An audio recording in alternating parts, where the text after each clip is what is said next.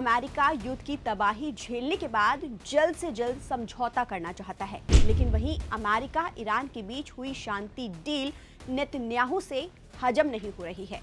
मतलब तो आप समझ ही गए होंगे, इजराइल नई नई चालें चलकर ईरान अमेरिका के बीच एक बार फिर से जंग छिड़वाना चाहता है। यही वजह है कि वो खुलेआम कह रहा है कि लेबनान पर हमले वो जारी रखेगा, तो कभी वो मुस्तफा की मौत की बात कर रहा है, तो कभी मुस्तफा की मौत की बात कर वो ईरान को उकसा रहा है। अब इजराइल दोहा में शांति वार्ता के बीच एक ऐसी हरकत करने जा रहा था जिससे मिडल ईस्ट में एक बार फिर भीषण जंग छिड़ सकती थी। नेतन्याहू के खुफिया प्लान को खुद अमेरिका ने एक्सपोज कर दिया है। अमेरिका संग बातचीत में शामिल ईरान के टॉप लीडर को मारने का इजराइल ने पूरा प्लान बना लिया था, मगर अमेरिका को इस बात की भनक लग गई। तभी अमेरिका ने अपने चैनल एक्टिवेट किए और इजराइल को ऐसा करने से रोका। तब जाकर ईरान के 2 टॉप लीडर की जान बची।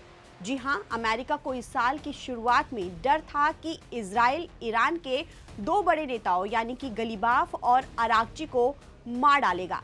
ये आशंका उस समय जताई गई जब अमेरिका और ईरान के बीच अप्रत्यक्ष शांति वार्ता चल रही थी।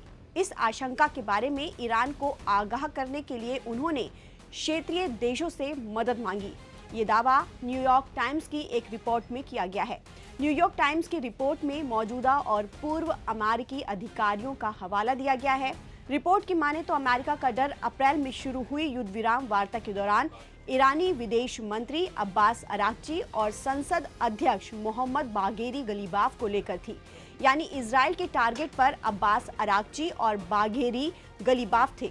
ये दोनों वो नेता हैं जो अमेरिका संग बातचीत में ईरान की ओर से अहम भूमिका निभा रहे हैं, या यूं कहिए कि ईरान की ओर से यही दोनों नेता शांति वार्ता के नेगोशिएटर हैं। रिपोर्ट में कहा गया है कि अमेरिका को डर था कि बातचीत के दौरान इन 2 नेताओं पर हत्या की किसी भी कोशिश से बातचीत पटरी से उतर सकती है और फिर लड़ाई शुरू हो सकती है। इसी वजह से वॉशिंगटन ने क्षेत्र के दूसरे देशों से ईरान को इस संभावना के बारे में सतर्क करने को कहा कि इजराइल इन 2 नेताओं को निशाना बना सकता है। रिपोर्ट में बताया गया कि अमेरिकी इनपुट के बाद ईरान ने एक्शन लिया और अपने अधिकारियों को तुरंत अलर्ट कर दिया। रिपोर्ट में बताया गया कि जब गलीबाफ अमेरिका के उपराष्ट्रपति जेडी वेंस के साथ बातचीत कर तेहरान लौट रहे थे, तब ईरानी खुफिया एजेंसी ने एक इनपुट इंटरसेप्ट किया।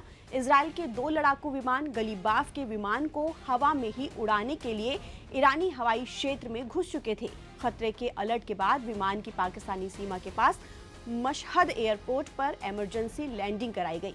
इसके बाद गलीबाफ को सड़क मार्ग से 8 घंटे का सफर तय करने के बाद वो सुरक्षित तेहरान पहुंचे। रिपोर्ट में ये भी कहा गया है कि ईरानी नेताओं को मारना युद्ध की शुरुआत से ही इजराइल की रणनीति का हिस्सा रहा था। युद्ध की शुरुआत में 28 फरवरी को इजराइल और अमेरिका हमले में ईरान के पूर्व supreme leader Ayatollah Ali Khamenei और कई टॉप अधिकारी मारे गए थे। लेकिन अब इस रिपोर्ट के सामने आने के बाद ये तो तय हो गया है कि अमेरिका और इजराइल के बीच तनाव बढ़ सकता है। अब सवाल ये भी है कि जब अमेरिका खुद ईरान के साथ युद्ध लड़ रहा है, फिर उसने इजरायली प्लान को एक्सपोज क्यों किया और ईरानी नेताओं की जान क्यों बचाई? दरअसल अमेरिका ने 28 फरवरी को ईरान पर हमला किया, तब उसे अंदाजा नहीं था कि युद्ध इतना लंबा खिंच जाएगा। ईरानी युद्ध में यूएस अपने अरबों डॉलर फूंक चुका है, लेकिन ईरान हार मानने को तैयार नहीं हुआ। दूसरी तरफ ईरान खाड़ी देशों पर लगातार हमले कर रहा था।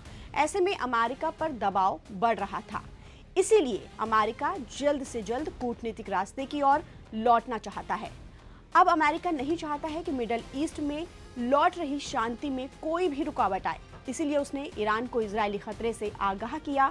ये रिपोर्ट अमेरिका और ईरान के वार्ताकारों के बीच दोहा में अप्रत्यक्ष बातचीत का एक और दौर खत्म होने के बाद, यानी कि एक दिन बाद सामने आई है। वैसे देखा जाए तो ईरान और अमेरिका के बीच अब तक डील पर पेच फंसा हुआ है। बातचीत का अगला दौर 9 जुलाई को ईरान के supreme leader Ayatollah Ali Khamenei के अंतिम संस्कार के बाद होने की उम्मीद है, और इस वार्ता में क्या बात होती है ये वक्त बताएगा। नमस्कार।